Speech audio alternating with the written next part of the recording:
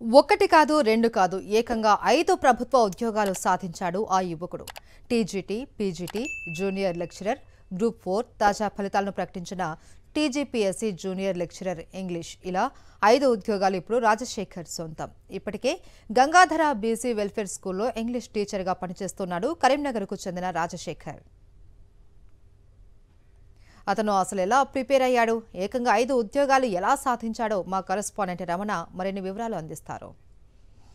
మొత్తంగా ఇప్పుడు చాలామందికి రోల్ మోడల్గా మేల్ మోడల్గా నిలుస్తున్న రాజశేఖర్ ఈ ప్రస్థానం వెనుక కారణం ఏంటి, అసలు వీటిని ప్రిపేర్ అయ్యే విషయంలో అతను ఎలాంటి జాగ్రత్తలు తీసుకున్నాడు, ఎంత ప్రయత్నం చేశాడు, ఒకసారి ఆయన పట్టుదల ఆయన కృషి గురించి తెలుసుకునే ప్రయత్నం చేద్దాం. నిజంగా హ్యాపీగా ఉంది సార్. నేను ఇంత పెద్ద సక్సెస్ని అసలు ఎక్స్పెక్ట్ చేయలేదు సార్. నేను ప్రయత్నం మాత్రమే చేశాను సార్. రిజల్ట్ నెక్స్ట్ నా ఫేట్లో రాసి ఉంది సార్. నేను నా స్కూలింగ్ అంతా కరీంనగర్లో జరిగింది sir. Next intermediate master junior కాలేజ్లో జరిగింది. దాని తర్వాత బీఎస్సీ బయోటెక్నాలజీ నేను చైతన్య కాలేజ్లో చేశాను. దాని తర్వాత after that I went to do for my PG in Ambedkar open university, MSc chemistry and MA English and I have MSc botany also. దాని తర్వాత సార్ ఒక 4 years కాంట్రాక్ట్ లెక్చరర్గా చేశాను సార్. కాంట్రాక్ట్ లెక్చరర్గా చేసిన తర్వాత కొన్ని ఇబ్బందుల కారణంగా నేను అది బంద్ చేయాల్సి వచ్చింది సార్. దాని తర్వాత ఈ కాంపిటేటివ్ ఎగ్జామ్ ఫీల్డ్ గురించి నాకు 2017లో కొంచెం అవగాహన వచ్చింది సార్. వచ్చిన తర్వాత నేను లైబ్రరీ ఎంచుకున్నాను సార్. నాకు లైబ్రరీ చాలా అంటే చాలా ఉపయోగపడింది సార్. ఈ కాంపిటేటివ్ ఎగ్జామ్స్ గురించి తీసుకున్న చర్య ఏంటంటే సార్, ఎక్కువగా మోడల్స్ పేపర్ ప్రాక్టీస్ చేయడం జరిగింది సార్. మోడల్ పేపర్తో పాటు నాకు కావాల్సిన బుక్స్ అయినా ఏదైనా కూడా లైబ్రరీ మేడం అడగడంతో ఖచ్చితంగా నాకు ఇవ్వడం జరిగింది. 1-2 daysలో లేట్ అయినా సరే నాకు ఇవ్వడం జరిగింది సార్.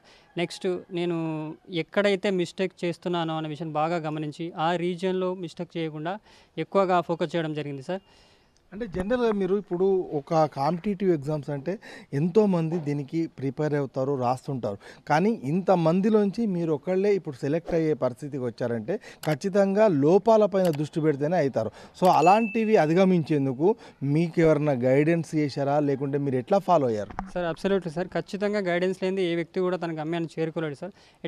అలాంటి గైడెన్స్ మా అన్న నుంచి, నా ఫ్రెండ్స్ నుంచి, నా ఫ్యామిలీ నుంచి ఉంది సార్. అన్న కూడా ఎస్జిటి టీచర్ సార్. అన్న నాకు ఫస్ట్ రోల్ అంటే మా అన్నయ్యనే సార్. నెక్స్ట్ నా చుట్టూ ఉన్న పరిస్థితులు నన్ను ఇంత ఎక్కువ సక్సెస్ వచ్చేటట్టు చేసినాయి సార్. నేను ఈ కాంపిటేటివ్ ఎగ్జామ్కి సక్సెస్ కావడం గల మెయిన్ రీజన్ ఏంటంటే నా ఫెయిల్యూర్ సార్. నా ఫెయిల్యూరే నా సక్సెస్కి స్టెప్పింగ్ స్టోన్గా అయింది సార్. ఇప్పుడు మీరు 5 కాంపిటేటివ్ ఎగ్జామ్స్లో ఇప్పుడు మీరు పాస్ అయ్యారు. అవి ఏమేమి కాంపిటేటివ్ ఎగ్జామ్స్, వాటిలో మీరు ఏది ఎంచుకోబోతున్నారు? సార్ ఇది నేను 2019లో సమగ్ర శిక్ష అభియాన్లో కోఆర్డినేటర్గా సెలెక్ట్ అయ్యాను సార్. అది 2019లో. అది కొంచెం నాకు సాటిస్ఫై అనిపించలేదు సార్. నెక్స్ట్ దాన్ని వదిలేసి గ్రంథాలయంలో వెళ్ళిన తర్వాత నోటిఫికేషన్ వచ్చింది సార్. గురుకుల నోటిఫికేషన్ వచ్చింది. ఈ గురుకుల నోటిఫికేషన్ వచ్చిన తర్వాత నేను ఎగ్జామ్ రాయడం జరిగింది 2023లో. ఇందులో నాకు టీజీటీ వచ్చింది సార్. టీజీటీ, పీజీటీ, జేఎల్ కూడా వచ్చింది సార్. ఈ మూడిట్లో నేను జేఎల్కి సెలెక్ట్ చేసుకున్నాను.